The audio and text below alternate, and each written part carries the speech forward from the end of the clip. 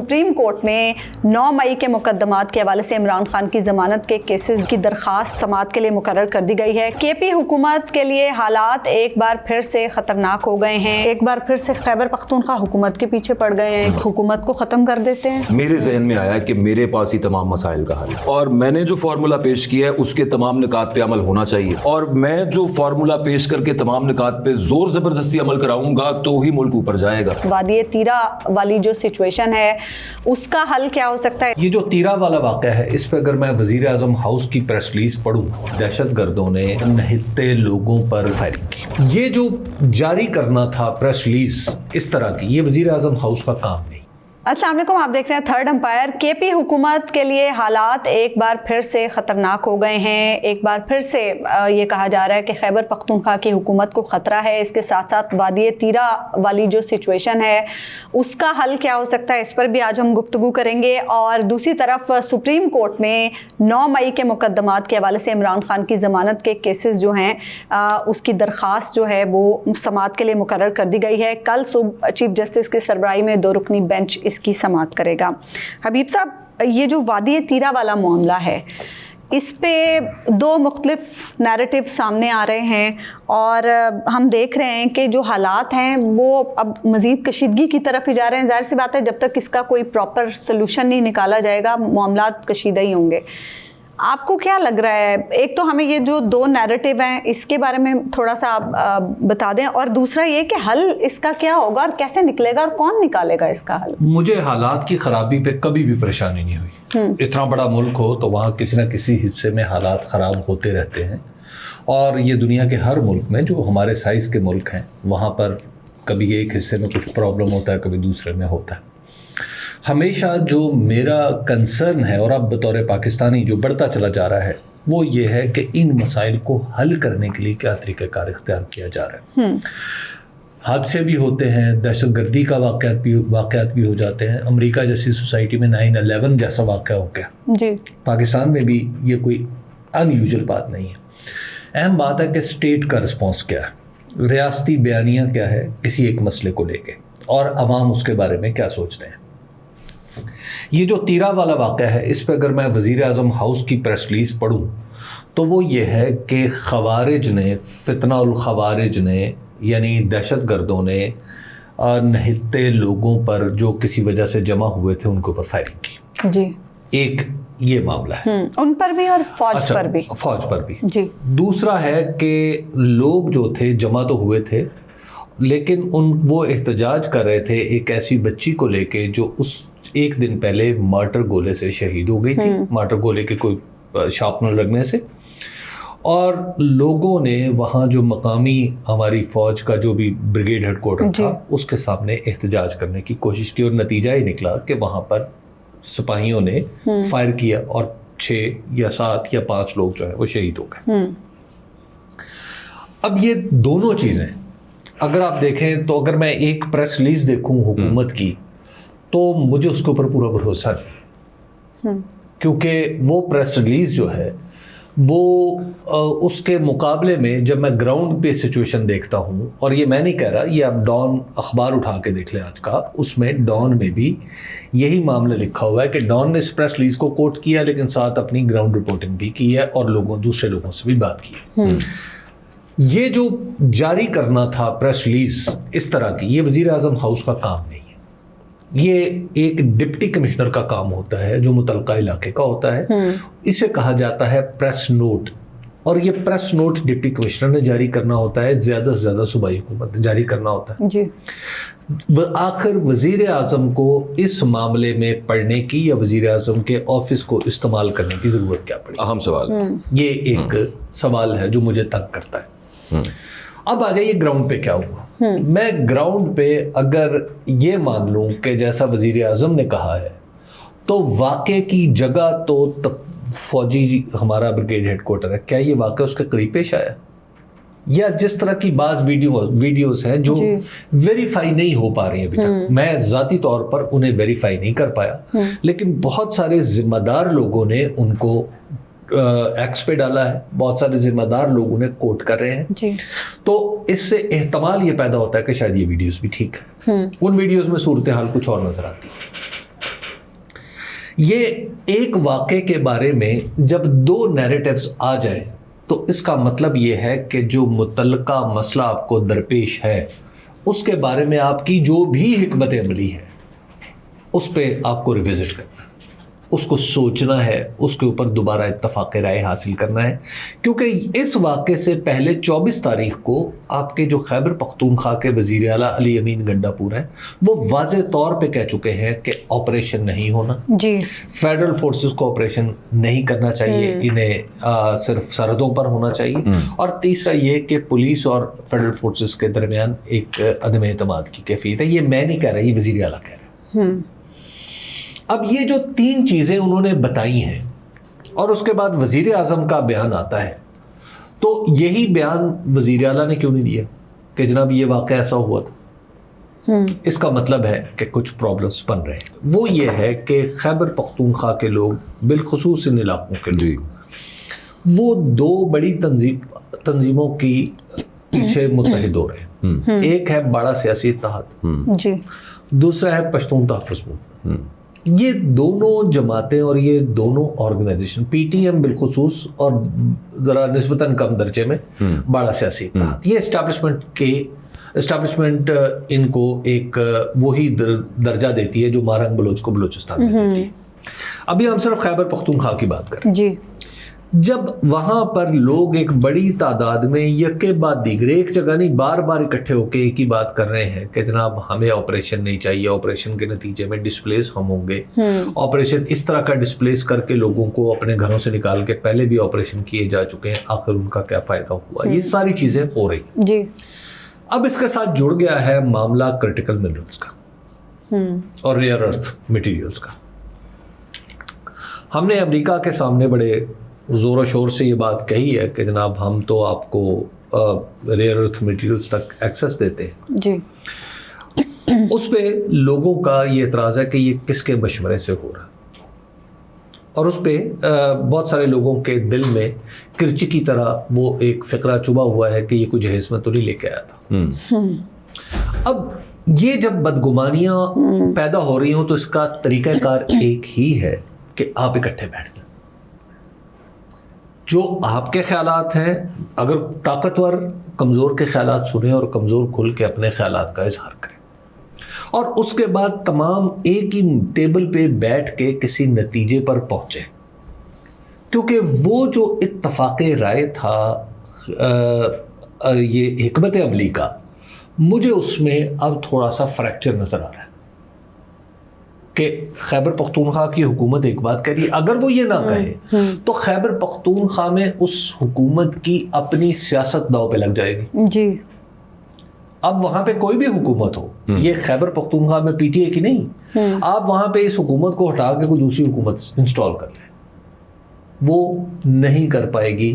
جو political fracture پیدا ہو گیا ہے وہاں پہ، اس کو درست کرنے کے لیے اب آپ کو پولیٹکس کی ہی ضرورت ہے۔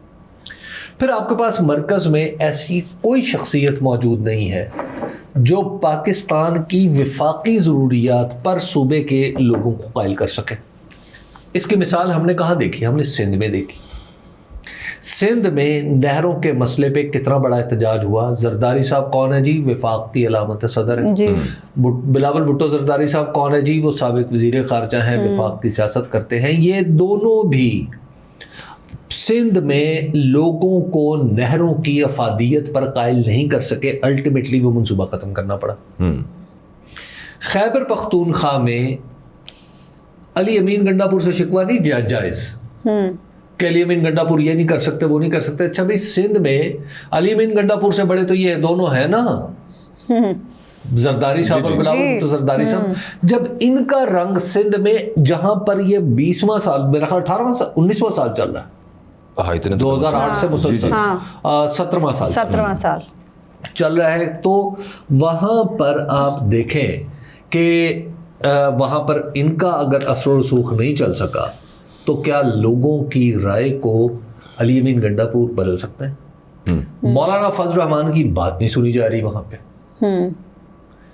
مطلب کیا ہے کہ اب آپ کو ایک ایسی پرسنالٹی کی ضرورت ہے جو ان سارے بظاہر متضاد مفادات کو इकट्ठा कर सके, इनको रिकंसाइल कर सके, इनको एक धागे में तस्बीह की तरह परोस सके। लेकिन हमारा मसला ये ना हबीब साहब कि अच्छा, हम ताकत कोई हल समझते हैं, वो ताकत अब हल रही नहीं ना। हाँ, लेकिन अब हम वो अभी भी यही शख्सियत समझ जो रहे हैं है, ना। वो शख्सियत इस वक्त एक है इमरान खान, और इमरान खान पड़े हैं जेल में।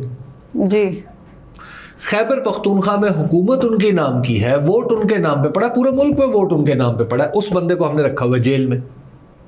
वो तो जेल से निकालना ही नहीं है ना। तो अब ये सोचने की बात है कि बात तीरा से शुरू हुई थी और बाअमरे मजबूरी वो फिर आपको, वो कहते हैं ना बनती नहीं बादा और सागर कहे बगैर, आपको फिर अडयाला जेल वापस आना पड़ता है। ये वो गलती है अप्रैल 2022 की जो बच्चे दिए चले जा रही है, बच्चे दिए चले जा रही है, और हम उनसे लड़ते चले जा रहे हैं। हम सोच रहे हैं कि ये एक गलती थी, फिर उसने 100 बच्चे दिए, हर बच्चा फिर 100 बच्चे दे रहा है। वो गलतियों के पहाड़ों के पहाड़ बनते चले जा रहे हैं, और हम उनसे कोई, हमारे सामने उनका हल नहीं है सवाए इसके कि उस बुनियादी गलती को आके, बल्कि गलतियों की माँ को आके दुरुस्त कर लेकिन अकबर, हम तो इसमें हल अब ये निकालने की कोशिश कर रहे हैं कि हम एक बार फिर से खैबर पख्तूनख्वा हुकूमत के पीछे पड़ गए हैं कि हुकूमत को ख़त्म कर देते हैं, फिर देखा जाएगा, फिर वहाँ सिस्टम अपना ले आएंगे, शायद मामलात का हल निकाला। असल में तो देखे ना, मैं अपनी बात, मेरे जहन में आया कि मेरे पास ही तमाम मसाइल का हल है, और मैंने जो फार्मूला पेश किया है उसके तमाम निकात पे अमल होना चाहिए, और मैं जो फार्मूला पेश करके तमाम निकात पे जोर ज़बरदस्ती अमल कराऊंगा तो ही मुल्क ऊपर जाएगा। और उसके लिए मुझे ज़्यादा बात करने की, जैसे पीटीएम और इसकी बाड़ा सियासी इत्तेहाद की बात कर रहे थे हबीब साहब, ये these are forces to be रेकन्ड with in sense of general public. लेकिन आपने क्या किया, आप उन्हें सियासत से बाहर धकेल रहे हैं। जी, सियासत में इंक्लूसिव नहीं, आप एक्सक्लूसिव कर रहे हैं, और फिर दूसरी तरफ आप जो बात कर रही हैं पीटीआई गवर्नमेंट की, वो भी बिल्कुल दुरुस्त है। लेकिन ये जो एहतजाज हुआ हबीब साहब वहाँ पे, जिसे आप कहते हैं कोलैटरल डैमेज ही है ना, मार्टर गोले का शरैपनल लगने से एक बच्ची, अगले रोज वज़ीर आला केपी कह रहे थे कि ड्रोन्स इस्तेमाल नहीं होंगे। उसकी सबसे बड़ी कबाहत क्या है? Collateral damage. पहले भी हमने देखा है एक टारगेट को एलिमिनेट करने के लिए फैमिलीज उनकी जान, लेकिन आपने उसके जवाब में वज़ीर दाखिला का ट्वीट देखा? मैं वहीं पे आ रहा हूँ कि अच्छा, वो वज़ीर दाखिला साहब ने कर दिया कि जी तमाम रिसोर्सेज इस्तेमाल होंगे दहशतगर्दी के खिलाफ। ये एहतजाज ब्रिगेड हेडक्वार्टर या जहां पे भी आर्मी इंस्टॉलेशन के बाहर क्यों हुआ? सवाल है ना, बिल्कुल है। तो बात ये है कि बजाय इसके कि वो इंक्लूसिविटी की तरफ जाए, इंक्लूसिवनेस की तरफ जाए मामला, वो खुलता जा रहा है, और मुझे तो आगे हालात ठीक नहीं लगते। अब देखें, हालात ये हो रहे हैं कि अब शिकारपुर में रेलवे ट्रैक पे बम धमाका हो जाता है, साथ उसकी जाफर एक्सप्रेस की जो ट्रेन्स हैं वो उतरी हुई हैं, जो उनकी बोगियां। अभी जब हम गुफ्तगू कर रहे हैं तो 6-7 घंटे लगेंगे उस ट्रैक की बहाली में जी। अब ज़रा आप तस्वुर करें ना कि बात जो है वो जो एक जगह थी वो अब फैलती चली जा रही है। वो बलूचिस्तान, खैबर पख्तूनख्वा में हम उसको एक्सक्लूड कर रहे हैं लोगों को, बलूचिस्तान में हम एक्सक्लूड कर रहे हैं, और सिंध में अब हालात पर, अब वहाँ पर ख़राबी की और बहुत सारी रीजंस हैं। अब इन खराबियों को दुरुस्त करने के लिए आपको सबसे पहले पॉलिटिक्स को ठीक करना होगा जी। और पॉलिटिक्स को ठीक करने का मूड वो तो नहीं है। आप जब देखें दहशतगर्दी की बात करते हैं ना, तो दहशतगर्द रिक्रूट कैसे होता है ये हमें पिछली वॉर ऑन टेरर से भी पता है। जो नाहक मारे जाते हैं उनके फिर बदले के चक्कर में, और वो एक कल्चर भी है वहाँ पे। और इसी तरह से आप BLA को ले लें। मैं उस दिन ईमान मज़ारी साहिबा को सुन रहा था, किसी ने वहाँ पे उनसे इंटरव्यू में पूछा कि फ़लाँ लड़का, वो तो आप कहते हैं कि जनाब यूनिवर्सिटीज़ में आप क्यों छापे मारती हैं, एजेंसीज वहाँ से क्यों लोगों को उठाते हैं, तो वो तो BLA का निकला है। तो उन्होंने बताया, उन्होंने कहा फ़लाँ लड़का गालिबन रिजवान उसका नाम था, वो पढ़ता था यूनिवर्सिटी में, वहां से उसे उठाया, उस पर तशद्दुद हुआ, स्कॉलरशिप पे पढ़ा वो लड़का जी। अच्छा नहीं, जब उस पर तशद्दुद हुआ इतना और उठा लिया, गायब हो गया, फिर उसके बाद आया, तो फिर वो सीधा BLA उसने ज्वाइन किया। अब जिनके अभी जो बलोच बच्चियां बैठी हुई हैं धरने पे, जो एहतजाज कर रही हैं, किसी का भाई मिसिंग है, किसी का बाप मिसिंग है, कल को जब वो बड़ी होंगी तो फिर मारंग बलोच और समीदीन बलोच फिर वो यही होंगी ना, फिर यही सिचुएशन होगी। हम बेसिकली हम मसला हल नहीं करना चाहते। مسئلہ سیاسی ہے ہاں اور اس کو سیاسی طور پر ہی حل کرنا پڑے گا. باقی ٹھیک ہے، ظاہر ہے ہمارے اکابر کی مرضی کہ وہ بہتر جاند، وہ کہتے ہیں نا کہ رموز مملکت خویش خس رواند آنند، تو بس ٹھیک ہے، پھر بادشاہوں کو پتہ ہے کہ یہ حکومت کیسے چلانا تو چلا لیں. مسئلہ یہ ہے کہ لوگ ایک وقت ایسا آتا ہے کہ ایک وقت میں تو حکومت مکالمے کے لیے تیار نہیں ہوتی، پھر ایک وقت ایسا آ جاتا ہے جب لوگ مکالمے کے لیے تیار نہیں ہوتے. وہ وقت اس وقت سے پہلے آپس میں بیٹھے ان مسائل کو حل کریں. یہ معاملات ہاتھ سے نکلتے چلے جا رہے ہیں. یہ ماضی کے تجربات بھی دیکھ لیں تو اس وقت بھی جب دہشت گردی کے حوالے سے ایک سیاسی خلجان تھا نا، تو حالات یہی پیدا ہو رہے تھے. امریکہ جیسے ملک نے محترمہ بے نظیر بھٹو اور پرویز مشرف کو آپس میں ان کے سیاسی اتحاد میں ان کا سیاسی اتحاد بنانے کی کوشش کی کہ اس کائنیٹک حکمت عملی کو بھی ایک پولیٹیکل سپورٹ چاہیے. لیکن حبیب صاحب اب کی بار تو امریکہ سے ایسی کوئی توقع مجھے تو نہیں لگ رہا. ٹرمپ صاحب کا جو مزاج ہے اور جس طرح کی اب یہ وار ٹرمپ کی نہیں ہے نا، اب وار ٹرمپ کی نہیں، اب تو یہ مسئلہ ہمارا ہے. نہیں، مسئلہ پہلے بھی ہمارا ہی ہوتا تھا، لیکن یہ تھا کہ کہیں نہ کہیں امریکہ کی کوئی نہ کوئی آ جاتی تھی بیچ میں، حکمت عملی کہہ لیں یا انٹرونشن کہہ لیں، وہ ہوتی تھی تو معاملات کوئی سلجھاؤ کی طرف چلے جاتے تھے. اب ہمیں تو لگ رہا ہے ہم نے امریکہ سے لیجٹمیسی لے لی ہے اور اب امریکہ ہمیں کچھ نہیں کہے گا. اچھا، دوسری طرف میرا خیال ہے کہ لوگوں سے بھی لیجٹمیسی لینے کا تکلف کرنا ہے. ہاں، وہ سب سے زیادہ ضروری ہے. مقامی دوائی استعمال کر کے دیکھ لیں اس سے لوگوں کا. حبیب صاحب ویسے یہ جو مارکو روبیو نے اپنی ٹویٹ میں بھی ذکر کیا یہ کرٹیکل منرلز کا، یہ ہم اس پہ مل کے کام کریں گے. پاکستان میں بنگالیوں کو ون آف دا بگیسٹ جو شکایت تھی ان کی وہ یہ تھی نا کہ ہمارے ریسورسز ادھر لگ رہے ہیں. بلوچوں کو کیا بنیادی شکایت تھی کہ گیس ہماری ہے، معدنیات ہماری ہیں، ہم پہ نہیں خرچ ہو رہا، وہ یہاں پہ خرچ ہو رہا ہے. اب معاملہ آ گیا کے پی، مطلب ایک جگہ آپ کے سامنے ہے بنگال، دوسرا بھی آپ کے سامنے ہے بلوچستان، اب ہم تیسرا کاٹ کے بیٹھ جاؤ. اکبر بگٹی صاحب کہا کرتے تھے نا کہ اگر گیس کی پائپ لائن پنجاب جا سکتی ہے تو پانی کی پائپ لائن پنجاب سے بلوچستان کیوں نہیں نا. ٹھیک. اچھا، لیکن حبیب صاحب اب ہم اس میں آپ پھر وہی بات جو آپ کر رہے تھے کہ ہر مسئلے کا جو بھی مسئلہ جہاں سے شروع ہوتا ہے وہ جا کے پھر اڈیالہ تک ہی پہنچتا ہے. دائرہ اپنے مرکز کے گرد ہوتا ہے. اڈیالہ والے کی جو درخواست ضمانت ہے وہ کل مقرر ہوئی ہے سپریم کورٹ میں سماعت کے لیے 9 مئی کے مقدمات کی. وہ ضمانت بعد از گرفتاری جو لاہور ہائی کورٹ میں مسترد ہو گئی تھی. ویسے مجھے لگ رہا ہے ایک فارمیلٹی ہے، ہونا تو کچھ نہیں ہے. جب تک کہیں اور سے منشا نہیں ہوگی تب تک خان صاحب کے حوالے سے کچھ بھی پازیٹیو نہیں. یہ تو ججوں کا امتحان ہے، یہ تو عدلیہ کا امتحان ہے. دیکھیے بات سادہ سی ہے. عمران میں ہمیشہ اور دنیا میں یہ جو ضمانت کا پرنسپل ہے رکھا اس لیے کیا، اور دنیا میں ضمانت اس لیے دی جاتی، ضمانت کو کوالیفائی کرنے والے لوگ پتہ کون سے ہوتے ہیں. ایک تو یہ ہے کہ ان کا جرم میں ملوث ہونا کم پایا جائے. اس کے ساتھ ساتھ یہ دیکھا جاتا ہے کہ یہ آدمی کہیں بھاگ تو نہیں جائے گا یا چھپ تو نہیں جائے گا. اب عمران خان صاحب کے بارے میں یہ کہنا کہ وہ دنیا میں کہیں چھپ سکتے ہیں تو ممکن ہی نہیں. ایک آدمی جس کی تصویر آج 25 کروڑ لوگوں کو رکھا جائے ان کے سامنے تو شاید سب سے زیادہ جانی پہچانی شکل جو ہے وہ عمران خان کی. جی.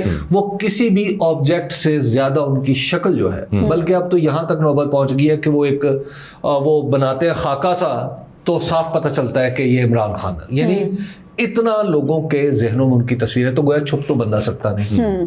اچھا آگے آ جائے، بھاگ جائے گا. اب اس پہ تو ویسی ایسی آتی تو وہ ان کو تو یہ جو واحد، اور پھر ہم بھاگنا ہوتا تو پہلے ہی جانا پہچانا آدمی، بھاگنے کا امکان کوئی نہیں. اور جس عمران خان کے بارے میں بات کر رہے ہیں، he happens to be prime minister, former prime minister of Pakistan. As we speak election commission نے نااہلی کے نوٹیفیکیشنز جاری کر دیے ان تمام لوگوں کے جنہیں 10 سال. ویسے حبیب صاحب نے کہا تھا فوری جاری کریں گے. تو کوئی وہ مجھے سینیٹر اعجاز چودھری اس بات پہ اب تک دیر کیوں ہوئی، اتنا ٹائم. ملک احمد خان بھچا اور اصولاً مجھے ایسے لگ رہا تھا کہ فیصلہ آنے سے پہلے ہی نوٹیفیکیشن جاری ہو جائے. یہ تو بڑی مہربانی ہے. ہاں، جیسے درخواست آنے سے پہلے ایف آئی آر لانچ ہو گئی تھی. جی بالکل. اس طرح سے یہ بھی پہلے ہو سکتا تھا. پاکستان میں جو نظام ہے وہ اتنا افیکٹو چل رہا ہے پی ٹی آئی کے لیے, تو اب ان کی جو ضمانت ہے, عمران خان صاحب کی ضمانت, یہ جسٹس یحییٰ آفریدی کا بھی امتحان. چلے سر, یہ پی ٹی آئی کو تو 100 مسائل پی ٹی آئی سے ہیں, پی ٹی آئی کو 100 طرح کے خطرات نے گھیرا ہوا ہے, حکومت کتنی کچھ سیکیور اور سیف ہے. محسن نقوی صاحب کی ٹویٹ ملاحظہ کیے ہیں آپ نے, وہ جو حسد کا بتا رہے ہیں کہ وہ کیا حسد ایک ایسا زہر ہے جسے انسان خود پیتا ہے اور دوسرے کے مرنے کی. دوسرا ایک ان کی ویڈیو جو آئی ہے پرائم منسٹر کے اکراس, وہ ایسا لگ رہا ہے ڈانٹ رہے ہیں. وہ ویسے شہباز شریف صاحب ذرا ویسے بیٹھے ہوں گے. اچھا, دوسری بات ہے جو اب ویسے اگر یہ تو قول زرعی کے طور پہ انہوں نے شیئر کیا ہے, یہ کام تو ٹھیک ہے, لیکن محسن نقوی صاحب کی حیثیت قطعی ایسی نہیں ہے کہ جو کسی کو حسد میں مبتلا کرے. نہیں سر, پاکستان میں شاید ہی کوئی شخص ہو ایسا جو ان کی پوزیشن پہ جانا چاہے. ہاں, وہ شاید پی ایم ایل این میں کچھ لوگ ہوں تو ہوں, ادروائز کوئی. میرا نہیں خیال پی ایم ایل این میں بھی کوئی ہے اس وقت. سر دیکھیں, میں یہ آپ کو بتا رہا ہوں. اچھا, یہ جو ٹویٹ ہے نا, یہ معاملہ وہاں بھی جا کے جڑ رہا ہے. ایک صاحب ہے, انہوں نے بھی قول زرعی شیئر کیا تھا, ڈپریشن کی دعا. وہ دوسری طرف سے آ گیا حسد. اسحاق ڈار صاحب نے کیا. ڈار صاحب, ہاں, اسحاق ڈار صاحب ایسی چیزیں آج کل دعائیں بہت زیادہ شیئر کر رہے ہیں. نہیں, ڈار صاحب جو وہاں پہ امریکہ میں جو ان سے بلنڈر ہوا ہے, اس کے بعد یہاں پہ جو سٹارٹ ہوا نا معاملہ, تو ایک پلاننگ کے تحت محسن نقوی صاحب پہ بھی الزام پھینکا گیا. اچھا, کہ یہ اس کے پیچھے یہ ہے صحیح, اس میں بھی کوئی شک نہیں ہے. ان کی آپس میں ٹگ آف وار چل رہی ہے, اس میں کوئی دوسری رائے نہیں. تو یہ ان کے لیے شیئر ہوا ہے میرے خیال میں, تو ان کے لیے ہوا. تو اسحاق ڈار صاحب جو ہیں وہ, اچھا اسحاق ڈار صاحب کی بھی پوزیشن قطعی ایسی نہیں ہے کہ کوئی آدمی چاہے کہ میں اسحاق ڈار کی پوزیشن پہ چلا جاؤں. دونوں کی ایک دوسرے کے ساتھ ہے, دونوں کی آپس میں ہو تو اس سے زیادہ تو ان دونوں کی کوئی حیثیت نہیں ہے سسٹم میں. دیکھیں نا, کامیاب سفارتکاری کیونکہ یہ محسن نقوی صاحب نے کی تھی نا پہلے, ان کے خیال میں. اچھا, گئے بھی وہ تھے نہ, پاکستان کے وزیر خارجہ گئے نہ ایکس وزیر خارجہ. اچھا, امریکہ والی کہانی. ہاں, اور پھر اس کے بعد اچھا, اس وقت بھی ڈار صاحب فارن منسٹر تھے, لیکن وہ اندر سے ٹانگیں کھینچنا تو چل رہا ہے نا دونوں کا آپس میں. دونوں کا نہیں بلکہ ون ورسز کافی سارا چل رہا ہے. یہ ایک وہ ہے, ایک حقائق لذیذ کے سوائے اس کی اہمیت کیا ہے؟ یہ سر, یہ اس کی لذت کا وہ جیسے غیبت کر کے تھوڑا سا مزہ آتا ہے نا, تو یہ اس کے علاوہ اس کی ہے کیا؟ اچھا, وہ اکبر بات کر رہے تھے کہ تحریک انصاف کو, جی حالت یہ ہے کہ محسن نقوی صاحب جن کے ذمہ جو کہتے تھے ایک ایس ایچ او کے ذریعے مسئلہ حل ہو جائے گا بلوچستان کا, آپ کو پتا ہے کہ عراق زیارات کے لیے جانے کے لیے آپ نے سفر بند کر دیا ہے بلوچستان بائی روڈ. ہاں, آپ کا یہ کنٹرول ہے بلوچستان پہ. ایس ایچ او, حالانکہ وہ ایس ایچ او پتہ نہیں کہاں گیا. حالانکہ حبیب صاحب ایسا برے سے برے حالات میں بھی کبھی ایسا کبھی نہیں ہوا. تو آپ بلوچستان میں خود یہ کہہ رہے ہیں کہ ہم سفر نہیں کرنے دے رہے رات کو. انٹیریئر منسٹر کہہ رہے ہیں, اور اس کے اوپر فخر و مباحات کا اظہار بھی کر رہے ہیں. یہ تو رات کیا سر, دن میں بھی نہیں. بلوچستان میں آپ سفر پنجاب والا تو کر ہی نہیں سکتا, اوور آل بھی کرتا ہے کترائے گا. اور کے پی آ جائیں, کے پی میں آپ رات کو نہیں نکل سکتے. جب یہ صورتحال بنی ہوئی ہو تو آپ ایسی پوزیشن سے کس نے حسد کرنا ہے؟ بھائی, اس پہ آپ لوگوں پہ توجہ دینے کی بجائے اپنے کام پہ اگر یہ حکومت توجہ دے دیتی تھوڑی سی. لیکن مسئلہ یہ بھی اس کا ہے نا, وہ کیپیسٹی کا بھی تو ایشو ہے نا, وہ کہ وہ لکھنا ہے, لکھنا آتا بھی تو. ایک دفعہ مجھے تعلیم بالغاں کا ایک پروگرام چلانا پڑا, یہ سعودی عرب کی بات. آپ کو؟ جی. اچھا, پی ٹی وی پہ چلتا ہوتا. جی, سعودی عرب میں ایک صاحب تھے, کچھ اصحاب اکٹھے ہوئے جس میں پاکستانی بھی تھے اور ایک دو عرب بھی تھے. انہوں نے کہا کہ تم ہمیں ابتدائی انگریزی پڑھا دو, یعنی جس میں فقرے سیدھے ویدھے کیے جا سکے, اسکول لیول کی. میں نے ان کو کہا جی بڑی زبردست بات ہے. ان سب نے یہ طے کیا کہ مجھے وہ فیس بھی دیں گے, اور مجھے بڑا اچھا بھی لگا. میں ایک نوجوان تھا جس کو پاس تھوڑا سا ٹائم تھا, گھنٹہ ایک طے ہو گیا کہ میں ہفتے میں انہیں پڑھایا کروں گا. جب میں نے انہیں پڑھانا شروع کیا تو میرے جن 3 پاکستانی اسٹوڈنٹس پہ میں بہت محنت کر رہا تھا, وہ تینوں سمجھے کہ اس وقت کافی بڑی عمر کے تھے. تو انہیں میں نے سامنے باقاعدہ تختہ سیاہ پہ لکھا اور انہیں کہنا کہ اپنی کاپی پہ ہی نوٹ کریں, جس طرح ایک اچھا ٹیچر اپنے اسٹوڈنٹس کو پڑھاتا ہے. تو میں نے دیکھا کہ میرے جو تینوں پاکستانی اسٹوڈنٹس ہیں وہ بالکل دیکھتے ہیں اور کاپی پہ کرتے ہیں, پھر دیکھتے ہیں, پھر کرتے ہیں. میں نے کہا یہ وہ لوگ ہیں جو بہت تیزی سے سیکھیں گے, اور میرے ذہن میں پاکستانیوں کی قدر و منزلت کے اوپر بڑھ گئی, اور جو ویسے ہی ہے. ایک دن میں نے کہا ذرا آپ بڑی محنت کر رہے ہیں, کاپی دکھائیں, تو انہوں نے کاپی بند کر لی, اور کاپی بند کر کے انہوں نے ایسے کر لی, ایسے چھپا لی. میں نے کہا جی کیوں, ذرا دکھائے تو صحیح. میرے اصرار پہ انہوں نے دکھائی تو اس کے اوپر بیل بوٹے بنے ہوئے تھے, چڑیاں بنی ہوئی تھیں. میں نے کہا یار آپ بیٹھ کے یہ کرتے ہیں. جب میں نے انہیں تھوڑا سا ڈانٹا, میں نے کہا میں آپ اتنی محنت بھی کر رہا ہوں آپ کے ساتھ, تو انہوں نے میرے کان میں کہا, اور تینوں نے یہ کے بعد دیگرے کہا, حبیب صاحب میں تو لکھنا بھی نہیں آتا, اور میں نے انگریزی سکھا رہا تھا. تو مسئلہ یہ ہے کہ بعض اوقات استاد کتنا ہی اچھا کیوں نہ ہو, یہ شاگرد پہ بھی ڈیپینڈ کرتا ہے کہ اس کو بنیادی کام لکھنا آتا ہے یا نہیں. ٹھیک ہے. تو یہ جو لوگ ہیں ان کی یہ بھی بعض اوقات میں سوچتا ہوں کہ ان کی یہ بھی مہربانی ہے کہ یہ اتنے نالائق ہیں کہ خدا نخواستہ اگر انہوں نے کسی مسئلے پر توجہ دی تو وہ مسئلہ مزید نہ بگاڑ دیں. تو وہ بگاڑ تو رہے ہیں نا, 2 صوبوں میں مسئلے بگڑ تو گئے ہیں, جس حل پہ توجہ دیتے ہیں مسئلہ بن جاتا ہے. اچھا حبیب صاحب, یہ ہم تحریک انصاف کے مسائل کی بات کر رہے تھے. ایک کوشش, تحریک تو چلنی ہے خیر 5 اگست سے, ایک کوشش عمران خان کے جو صاحبزادے ہیں وہ بھی کر رہے تھے امریکہ میں. وہاں سے اب یہ کچھ خبریں کچھ لوگ شیئر کر رہے ہیں, مجھے نہیں پتہ ان میں کتنی صداقت ہے, کہ جان بوجھ کے کچھ ایسے لوگوں سے ملاقات کروائی گئی جو غیر ضروری تھے, جن سے ملاقات کوئی خاص اس کا نتیجہ نہیں نکل سکتا, اور یہ ملاقات ان لوگوں نے کرائی, ان اوورسیز پاکستانیوں نے جو یہاں بھی آئے تھے ملاقات کرنے کے لیے, یعنی باقاعدہ ایک پلاننگ کے تحت مس گائیڈ کیا گیا انہیں. کیا اسی طرح کی سچویشن ہے؟ اگر گولڈ سمتھ خاندان کے چشم و چراغ اگر مس گائیڈ ہو سکتے ہیں تو بسم اللہ, پھر انہیں یہ اس کام میں نہیں آنا چاہیے. اچھا دیکھیے, یہ پاکستان کے ہمارا یہ جو پاکستان تحریک انصاف ہے, کوئی بھی پارٹی پالیٹکس ہے نا, یہ چلتی رہتی ہے. ود ان پارٹی بھی چلتی رہتی ہے, آؤٹ سائڈ پارٹی بھی چلتی رہتی ہے, پارٹی کی دوسری پارٹیوں کے مقابلے پر چلتی رہتی ہے, افراد کے مقابلے پر چلتی رہتی ہے. تو یہ افراد کے مقابلے پر پالیٹکس کے سوائے اس میں اور کوئی صداقت نہیں, اس کے سوا اور کچھ نہیں ہے. کہ وہ آئے تو مجھے کیوں نہیں بلایا اور میں کیوں نہیں ملا, مجھے کیوں نہیں پوچھا اسے کیوں پوچھ لیا, اس کے ساتھ کھانا کیوں نہیں کھایا, جہاں میں نے کھلانا تھا وہاں کیوں نہیں گئے. بس اس سے زیادہ اور کچھ نہیں ہے. ان کی اہمیت جو ہے اس سے زیادہ پاکستان تحریک انصاف کے لیے ہے نہ کسی اور کے لیے. بس یہ بھی وہ حقائق لذیذ ہی ہے. اور اس وقت حبیب صاحب جو حالات ہم دیکھ رہے ہیں پاکستان تحریک انصاف کے لیے بنتے ہوئے, اکبر بلکہ میں چاہوں گی آپ بھی اس پہ ضرور روشنی ڈالیں, کہ ایک طرف سزائیں, اور اب ہم نااہلیوں کے نوٹیفیکیشن بھی جاری ہوتے پہ دیکھ رہے ہیں, دوسری طرف تحریک بھی چلانی ہے. کیا, کیونکہ سزاؤں کے بعد یقیناً گرفتاریاں بھی شروع ہو جائیں گی سب کی, اور چھاپے تو ہم دیکھ ہی رہے ہیں کس طرح سے پاکستان تحریک انصاف کے لوگوں کے گھروں پر مارے جا رہے ہیں.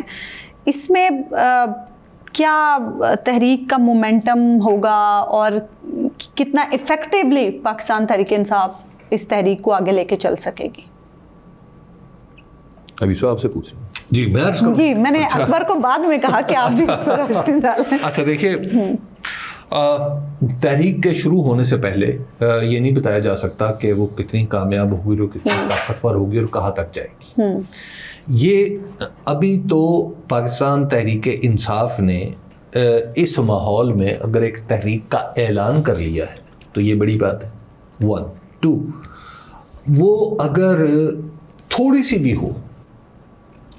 ہو تو وہ بہت ہوگی. دیکھنا یہ ہے کہ کہاں پہ ہوگی. تھوڑی سی سے کیا مراد ہے آپ کی؟ ایک وقت تھا جب تحریک انصاف کے کچھ لوگوں نے مجھے کہا کہ ہمارا جلسہ بڑا ہوگا, پوچھا کہ ہمارا جلسہ بڑا ہوگا یا چھوٹا ہوگا. یہ 9 مئی کے بعد ان کا غالباً پہلا سنگجانی کا جلسہ تھا. اچھا. میں نے کہا جی مجھے یہ بتائیں کہ جلسہ ہوگا. انہوں نے کہا جی جلسہ تو ہوگا لیکن ہمارے لیے یہ رکاوٹیں. میں نے کہا جی مجھے یہ نہیں پتا کہ آپ کی رکاوٹیں یہ ہیں, میں تو پولیٹیکلی آپ سے پوچھنا چاہ رہا ہوں کہ پولیٹیکلی کیا ایک میز جس کے نیچے اینٹیں رکھ کے اس کو ڈائس بنا لیا جائے اور اس کے اوپر ایک آدمی تقریر کر رہا ہو اور سامنے ایک آدمی کھڑا ہو اس کو سن رہا ہو, میرے نزدیک آپ کے جلسے کی تعریف اس وقت یہ ہے. کیا اس تعریف میں جلسہ پورا اترے گا؟ انہوں نے کہا جی ہاں اترے گا. میں نے کہا اس کا مطلب ہے کہ آپ کی پالیٹکس آگے بڑھ جائے گی. یہ جو تحریک ہے 5 اگست کی, اس تحریک میں یہ تحریک بہت بڑی ہوگی اگر ایک خاص انداز سے ہوئی، مثلاً آپ کو جگہ جگہ چھوٹے چھوٹے تھوڑے تھوڑے لوگ اکٹھے نظر آ رہے ہوں اور وہ کوئی مطالبہ، سیاسی مطالبہ پرامن طریقے سے پیش کر رہے ہوں، تو اس کا مطلب ہے یہ تحریک بہت بڑی ہے جی. اور اگر آپ کو کسی ایک جگہ لوگ نظر آ رہے ہوں لیکن باقی کہیں کوئی کچھ نہ دکھائی دے تو اس کا مطلب ہے وہ بڑی تحریک بھی چھوٹی ہے. اہم بات یہ ہے کہ اس تحریک کو اس کا ڈیسیژن کا پیمانہ کیا ہے. میرا یہ ہے جو میں نے آپ کو عرض کر دیا. اکبر، پنجاب میں تو دفعہ 144 نافذ ہے اگست کے اینڈ. سلوشن جو نکالنا نا، تین چیزیں. ابھی ایک تھوڑی دیر پہلے حبیب صاحب جس کی طرف اشارہ کر رہے تھے کہ اس وقت جب دہشت گردی تھی تو پرویز مشرف صاحب، بے نظیر بھٹو امریکہ نے ان کو اکٹھا کیا. ایک ہے ٹیررزم، دوسری ہوتی ہے آپ کی اکانومی، اور تیسرا ہسٹوریکلی یہ ہے کہ یہ جو ایلفی لگی ہوتی ہے نا اسٹیبلشمنٹ کے ساتھ جس کو بھی، وہ الگ کرنا. یہ تینوں چیزیں اپنی جگہ. Terrorism is not a good thing, لیکن ہسٹوریکلی اسپیکنگ پاکستان کے اندر جو رجیمز جہاں پہ جا کے کوئی سختی سے نرمی پیدا ہوتی ہے وہ ایسے ادوار میں ہوتی ہے. اور دوسرا اکانومی کی صورتحال، آئی ڈونٹ نو، کلیم تو بڑا کچھ آ رہا ہے کہ بہت اچھی ہو رہی ہے. اگلے دن ہم بات کر رہے تھے اکانومی کانٹریکٹ کر رہی ہے. جی یہ فگرز دکھانے سے اس کا کوئی لوگوں کی زندگی پہ کیا اس کا اثر آ رہا ہے. اور پھر یہ جو اسکینڈل شروع ہو گئے ہیں، باہر کوکنگ آئل سستا ہو گیا ہے، صاحب نے آج پریس کانفرنس بھی کی، اس پہ انہوں نے بھی بڑے ڈیٹیل سے بتایا چینی والے معاملے کے حوالے سے. اور وہ باقی دوسرا رہ گیا وہ جو ایلفی لگی ہوئی ہے، وہ کتنی پگھلتی ہے. وہ مجھے تو لگتا ہے جیسے حبیب صاحب نے بات کی اور سہیل بڑائچ صاحب بھی، حبیب صاحب اب وہی بات کر رہے ہیں، بلکہ مجھے لگتا ہے آنے والے دنوں میں سبھی یہی بات کرنا شروع ہو جائے. میں آپ کو عرض کروں، یہ کھانا جب باسی ہو جاتا ہے نا، آپ کو کتنا ہی اچھا لگتا ہو، آپ اس کو گھر میں نہیں رکھ سکتے، آپ کو اٹھا کے باہر پھینکنا پڑتا ہے. تھوڑے کو کافی سمجھے. محسن نقوی صاحب کی ٹویٹ بھی ایڈ رکھیں. ہاں بالکل، ایلفی کے چکر میں. تھینکس فار واچنگ اس. ہمیں اجازت دیجیے. اللہ نے کے پان.